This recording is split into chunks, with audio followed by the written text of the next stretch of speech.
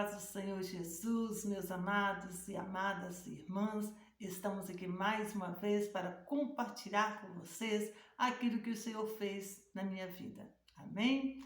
Estamos aqui na série Aconteceu Comigo e esse vídeo hoje será sobre o meu testemunho de conversão, né?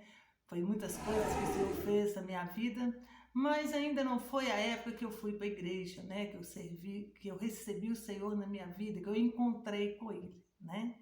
Eu quero deixar aqui para sua meditação o Evangelho de Jesus Cristo, assim como escreveu Lucas, né? O evangelista Lucas, no capítulo 17, a partir do versículo 11. Está escrito assim: E aconteceu que, indo ele a Jerusalém, passou pelo meio de Samaria e da Galileia. E entrando numa certa aldeia, saíram ao encontro dele 10 homens leprosos, os quais pararam de longe e levantaram a voz dizendo: Jesus, mestre, tem misericórdia de nós. E ele, vendo-os, disse-lhes: Ide e mostrai-lhes aos sacerdotes.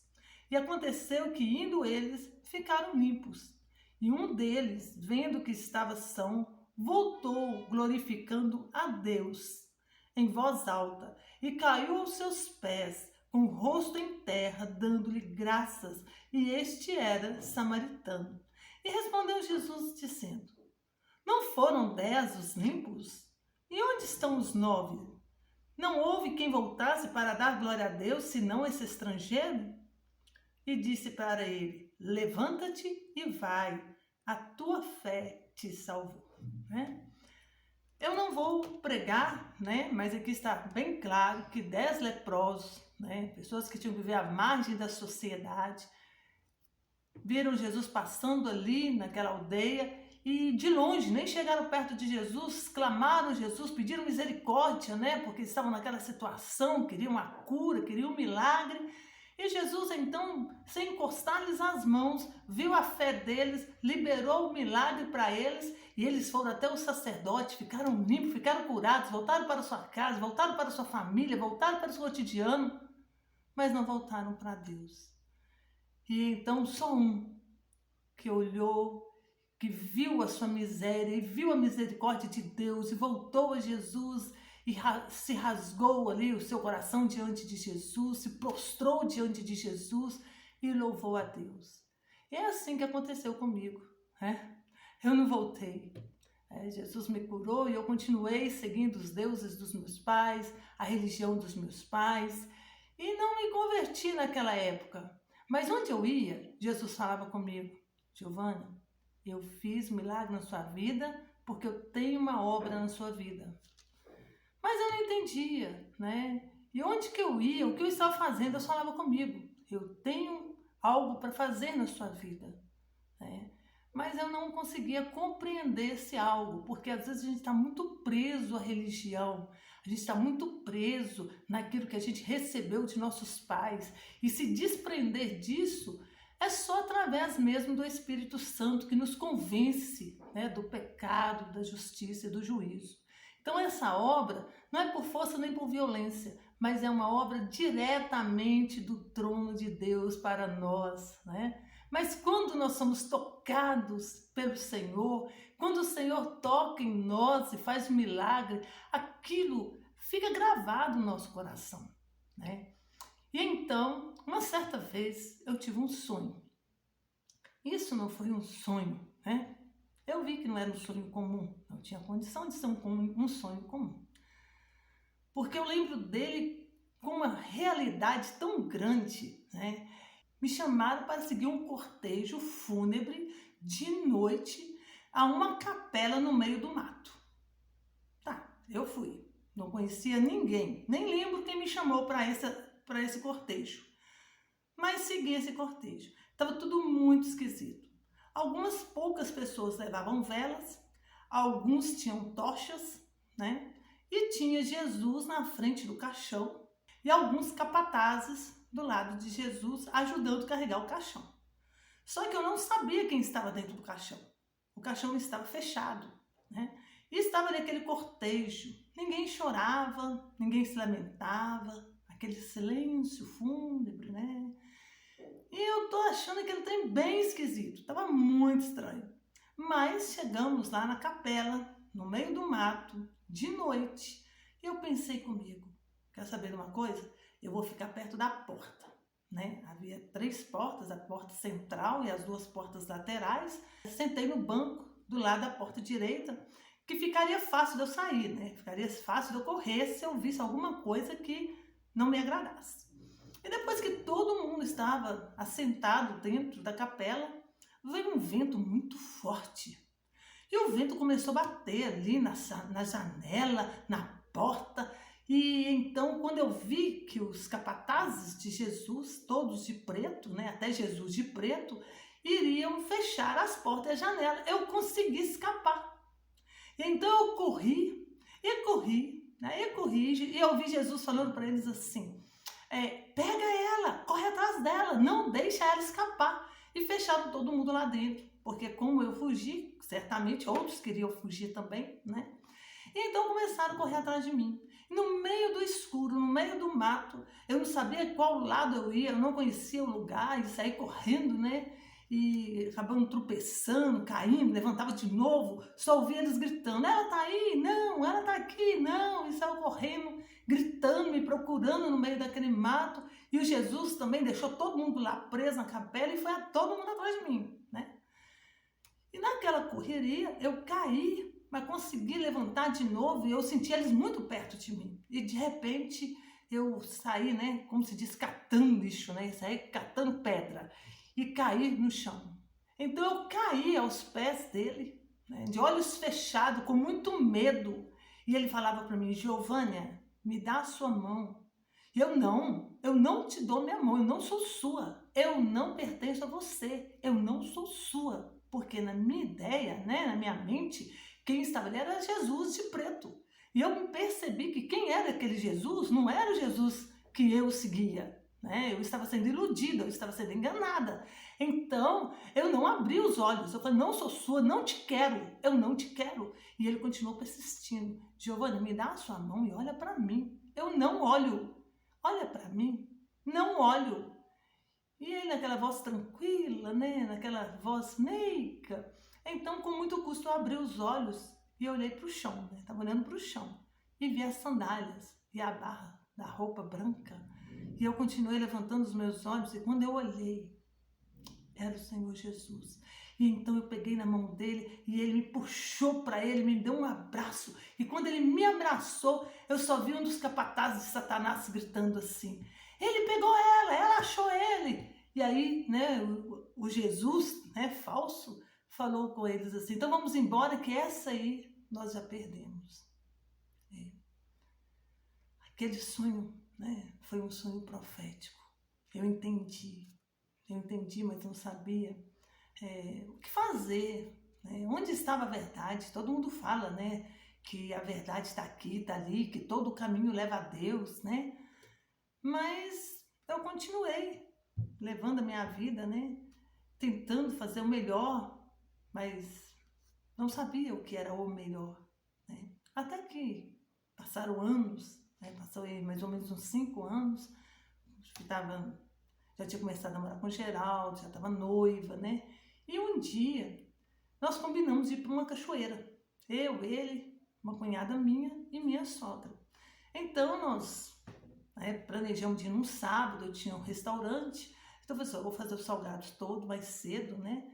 E à tarde a gente vai depois, lá para as 10 horas da manhã, e lá para as 2, 3 horas a gente volta, porque eu tenho que abrir o restaurante. Comprei tudo que eu tinha que comprar antes, né, para preparar, para não poder sair tranquilo. E tudo bem, acordei cedo no sábado, fui preparar os salgados. Quando eu vou preparar meus salgados, eu estava sentindo falta de um presunto.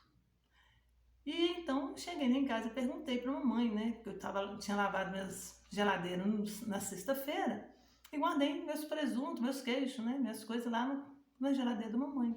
Quando eu fui pegar, não tinha. E eu morava 30 minutos de distância lá do centro. Não tinha carro, não tinha como ir lá comprar o presunto. E Geraldo não tinha chegado ainda, só estava esperando ele chegar para a gente poder sair. Aí eu perguntei para ela, né? Falei, mãe, cadê o presunto que eu coloquei aqui? Aí meu irmão gritou do outro lado. Tá na geladeira da minha mãe, eu comi o presunto. Gente, para o inimigo entrar é uma brecha. Mas quando Deus tem um propósito, Ele permite que coisas aconteçam em nossas vidas. Nós precisamos de entender que Deus está no controle e que nos mínimos detalhes Deus permite que coisas aconteçam para que nós possamos nos aproximar dele e chegarmos a ele. Eu não sabia, ninguém lá em casa sabia que meu irmão estava mexendo com droga. Ninguém. Já tinha, depois que nós descobrimos, já tinha uns 6 anos que ele estava nessa vida. E era novinho. Ele disse que entrou com 10 anos de idade, essa época deveria ter uns 16 anos. E então, por causa desse pedaço de presunto, virou uma confusão, né? Que eu falei com ele, então você vai lá e compra outro para mim, que eu não tenho como descer. Ah, eu não vou comprar, porque tá aqui, eu posso comer. E aquela confusão toda, né? E ele pegou um espeto de churrasco e falou que ia enfiar em mim, naquela confusão. Meus pais, eram só nós 2 de filhos, né? E meus pais foram me defender, e em vez de me defender, me jogavam na parede, né? Para ver se ele não me alcançava com o espeto. E naquela confusão toda chega o Geraldo. E para me defender, entra na confusão da briga. E foi aquela confusão mesmo, né? Eu não tinha o objetivo de bater no meu irmão, nem de brigar com ele. Eu só queria me defender, né? Mas ali, no meio daquele evento, né? Uma voz falou comigo assim: Giovânia, olha para a sua vida. Falou meu nome. Eu olhei para trás, foi tão nítido que eu olhei para trás para ver quem tinha me chamado. Eu sabia, no fundo eu sabia quem era, mas eu só queria constatar que realmente era ele que estava falando comigo. Aí eu olhei para trás, não vi ninguém. E ele falou comigo: olha para sua vida. Deixa eu cuidar da sua vida. Meu Deus. Suspirei, né? E falei assim: Deus queria cuidar da minha vida. Deus não é Deus de príncipes, de reis, de sacerdotes, né? Deus queria cuidar da minha vida. Falei: Senhor, onde é que o Senhor está? Ele falou comigo: onde é que eu te curei? O Senhor me curou na igreja de crente. Eu falei: pois é lá que eu estou. Mas peraí, não diz que todo caminho leva a Deus? Por que o Senhor está lá na igreja dos crentes? Ele falou assim: porque lá eles me buscam em espírito e em verdade. Eu falei: meu Deus, como eu já tinha lido a Bíblia quando eu tinha 6 anos de idade. Você lembra do primeiro vídeo que eu fiz? Pois é, isso é Bíblia. É Ele mesmo que está falando comigo. Ah, meu Deus, né? Como é que eu vou dizer não para Deus? Deus falou comigo assim: deixa eu cuidar da sua vida. Eu já estava noiva, né? Eu estava ali numa situação difícil ali na minha família, com meu irmão. Aí ele falou comigo assim: olha, você não pode ficar aqui. Você tem que sair de casa. Porque se você não sair de casa, ele vai te matar de noite. E no momento em que ele falou noite, o menino grita lá do outro lado: ah, tem problema não. Eu não te matei de dia, eu te mato de noite. Ah, meu Deus. Vou ter que sair mesmo. Respirei fundo, né? Aquilo ali acalmou um pouco, porque ele resolveu me matar de noite, né? Então ele saiu. Ele saiu. E eu cheguei perto do Geraldo e falei pro Geraldo: foi o Geraldo, eu vou embora. Eu não sou muito de ficar falando as coisas que Jesus fala comigo, nem hoje. Nem hoje eu gosto muito de falar. Principalmente naquela época, né? Que eu não conhecia Deus direito. Aí falava que Deus falou comigo, eu estava louca, né? Então, só cheguei perto dele, né? E falei: Geraldo, eu não vou ficar aqui. Eu vou sair, eu vou embora. Aí ele falou: mas pra onde que você vai? Você vai pra casa? Eu falei: pode ser, pode ser. Então tá. Mas eu já tinha tido uma conversa com Jesus, né? Eu vim na caminhonete, ele tinha uma picape, né? Minha sogra bem na frente, e eu ia de lá, nós víamos atrás. Não podia, mas nós íamos, né? Deitada lá. E aquele céu azul, azul. Me tinha uma nuvem no céu de dia, né? E eu vim conversando com Deus em espírito. E eu falei com ele assim: Senhor, eu tô largando minha casa. Não era da forma que eu queria. Eu queria sair de casa casada, bonitinho, né? mas o senhor mandou sair antes, eu tô saindo. Mas esse negócio de igreja aí, eu não sei, porque minha família toda é religiosa, né? Então, se o senhor quer mesmo que eu vou para a igreja evangélica, eu quero, né, testificar que é isso que o senhor quer para mim, né, que é isso que o senhor tem para mim. Então, eu vou fazer o seguinte, se o senhor abrir a porta da casa, né, do Sojomar, sem eu pedir, né, para morar lá, aí eu vou para a igreja e nunca mais te deixo. Tá bom. Isso não comentei com ninguém, não falei nada com ninguém, né? Então, na segunda-feira, quando deu mais ou menos 9 horas da manhã, eu fui para casa do Sr. Jomar, que é pai de uma grande amiga minha, Isamar. E chegando lá, a Isa estava trabalhando e ele estava lá, né, com a Selmar. E ele olhou para mim e falou comigo assim, ele, né, me cumprimentou alegre. E aí, Giovana, tudo bom? Tudo bem, Sr. Jomar. E seu irmão? Por que meu irmão? Eu só podia perguntar pelo Geraldo, pelo meu pai, pela minha mãe, mas pelo meu irmão, né? Aí ele falou assim, não, por que não seu irmão? Então ali, naquela hora, eu vi Deus agindo, né? Porque ele podia ter perguntado sobre qualquer outra pessoa, mas eu tive um problema com o meu irmão. E por que ele foi perguntar justamente pelo meu irmão, né? Aí eu falei com ele, não, porque eu tive um problema com meu irmão, e expliquei a situação, que eu tive que sair de casa. Aí ele falou comigo, onde é que você está? Eu estou na casa da minha sogra. Ué, você não foi morar na casa da sua avó, não? Eu falei, não, minha avó, meus avós não moram mais aqui, estão morando em Contagem. Aí ele falou assim, você sabe que você está errada, né? Eu estou esperando Deus agir, né? Falei com ele assim, estou esperando Deus agir. Aí ele falou comigo assim, pois é, hoje mesmo, você vai lá na casa da sua sogra, vai pegar as suas coisas, a sua mala, tá? E vai trazer para cá, porque você, a partir de hoje, vai morar aqui.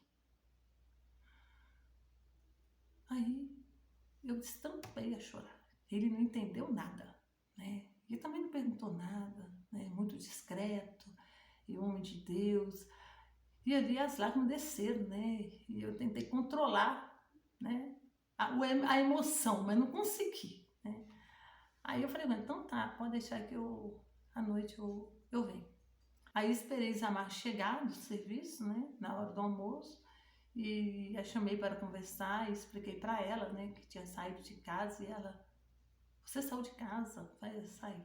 Aí contei ela a história, falei, não, você pode vir morar aqui tranquilo. Eu falei, não, minha filha, seu pai já me convidou. Mas se meu pai não tivesse te convidado, eu te convidaria do mesmo jeito, porque aqui é minha casa também, entendeu? Então você vem morar aqui conosco. Vai ser um prazer ter você conosco, né? A Isa é uma pessoa maravilhosa, né? Então, mas, Jesus, o negócio é mais sério do que esse povo tá pensando. Eles não estão entendendo, né? Mas eu tô entendendo. O senhor quer que eu vou pra igreja. Tá bom. Mas não fui naquele dia, não, porque não era só a Isa de filha, né? Ele tinha que explicar a família que tava chamando uma ímpia pra morar dentro de casa, né? Então tá. Aí, na quinta-feira, né, eu comentei com minha cunhada, nós estávamos trabalhando fora, porque eu saí de casa, mas Deus já abriu as portas, né, do serviço para mim, Deus é lindo. Aí comentei com a Edilamar que eu ia na igreja de crente. Aí ela falou comigo assim, eu também vou com você. Ah, então tá bom, então vamos para a igreja de crente, né? E nós fomos para a igreja, e chegando lá, nós conversando com o pastor, né? E o pastor falou comigo, aí eu falei com o pastor, né? Só pastor, a minha família é muito religiosa. Mas eu vim para cá conhecer a Bíblia. Olha a resistência do ser humano, gente. Eu já tinha falado com Deus, né? Tudo que tinha feito, tudo que Deus tinha feito, eu ainda na resistência. Ô pastor, é um negócio seguinte, a minha família é muito religiosa, sabe? Então, eu vim aqui só para conhecer a Bíblia. Ô, gente, é muita dureza. É só misericórdia de Deus para conosco, não é? É muito amor que Deus tem para conosco, porque é muita ignorância que há no coração do homem. Misericórdia. Aí o pastor, com muita sabedoria, olhou para mim e falou assim, Giovana, conhecereis a verdade e a verdade vos libertará. Amém. Ainda falei, amém. E então Deus providenciou tudo direitinho. Deus é lindo, né? Quando nós chegamos ali, Tinha 15 dias que o pastor estava lá, começando o seu ministério ali, né? Com grandes ideias para implantar na igreja, e muito avivado, muito renovado, um homem assim, cheio de Deus, um homem pacífico, né? Chamava Antônio Moisés, já dorme no Senhor, né? Esse pastor abençoado. E então nós começamos ali os nossos primeiros passos com o Senhor Jesus. E cada dia que nós líamos a Bíblia, as escamas iam caindo dos nossos olhos, porque eu fui para a igreja, né? Mas levei Dilamar comigo. Então eu fui e já levei mais uma, né? Estudávamos a Bíblia direto, juntas, né? E foi uma bênção. Mas Geraldo naquela resistência, Geraldo não queria ir para a igreja, né? Geraldo não entendia. Geraldo, quando ele ia comigo, ele ficava assim, você via escrito na testa dele. Que povo bobo, né? Cambada de bobo. Tudo que esse homem fala, eles acreditam fielmente no que o homem está falando. Então ele me levava na igreja e me buscava, mas não entrava. E eu ia Dilamar naquele jejum de oração de novo convertido, né? Novo convertido é uma bênção. Ele jejua 24 horas, ele ora 300 horas, né? Porque ele arruma tempo para tudo, né? Para ler Bíblia, e nós naquela fome, naquela sede de Deus, porque as escamas iam caindo e nós íamos entendendo assim claramente o que Deus estava falando. Era muito lindo, né? E então chegou um momento que as coisas começou a ficar meio difícil, porque o Geraldo ele se trancou, né? Ele é muito responsável, e quando ele viu que a responsabilidade dele iria aumentar, ele ficou muito preocupado se realmente, né, ele iria conseguir sustentar uma família. Ele não era criança mais, né? Ele já estava com seus 30 anos de idade, mas muito responsável, muito preocupado, né? E então o Geraldo começou a ficar assim estranho, sem conversar direito, né? E eu fiquei com medo dele querer até terminar comigo, então fomos conversar. Aí foi a primeira vez que eu preguei para alguém, né? Aí falei com ele, falei assim, olha, Geraldo, sabe, eu encontrei com Jesus. Eu busquei Jesus a minha vida inteira, né? Jesus me curou várias vezes. Eu fui desenganada 3 vezes, as 3 vezes Jesus me curou. Agora que eu encontrei com Jesus, é meu filho. Entre você e ele, você me desculpa, eu te amo demais. Mas entre você e ele, você já perdeu. Porque ele me deu o que ninguém mais poderia me dar. Entendeu? Você pode me dar amor, você pode me dar casa, você pode me dar uma família, mas você não pode me dar a salvação. Inclusive, você também precisa dela. Aí ele olhou para mim e falou, seu Giovanni, eu tenho ido de vez em quando na igreja com você, né? E eu tenho visto que realmente é sério. Não, Giovanni, porque a gente que é homem, né, tem os amigos, tem a cervejinha final de semana, então é muito difícil pra gente dizer que agora é crente, né? Mas nós vamos marcar a data do casamento e eu quero casar com você. E eu vou para a igreja, se tiver que batizar, nós vamos batizar. Eu falo, não, eu não quero que você batize por minha causa, né? Eu não quero que você vá para a igreja por minha causa, porque você também precisa da salvação. E o único que pode nos dar a salvação é o Senhor Jesus. Ele morreu para nos dar a vida eterna, para nos dar a salvação. E então preguei para ele do jeitinho que eu podia, né? Que eu não entendia muita coisa também.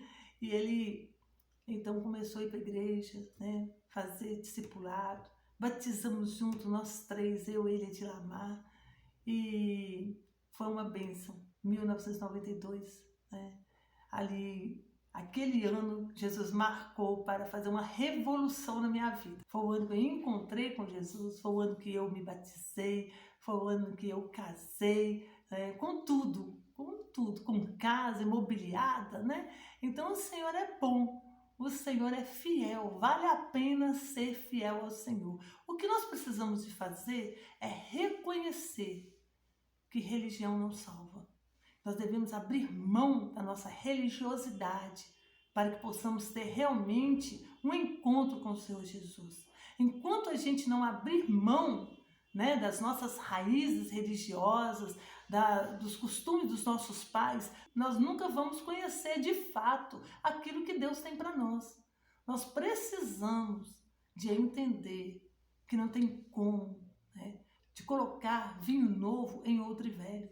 Não tem como colocar retalho velho em pano novo. Não tem.